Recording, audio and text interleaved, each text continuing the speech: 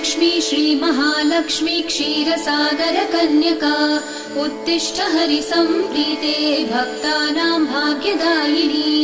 श्रीलक्ष्मी श्रीमहालक्ष्मी क्षीरसागरकन्यका उत्तिष्ठ हरिसम्प्रीते भक्तानां भाग्यदायिनी। उत्तिष्ठोत्तिष्ठ श्रीलक्ष्मी विष्णुवक्षस्थलालये उत्तिष्ठ करुणापूर्णे लोकानां शुभदायिनी।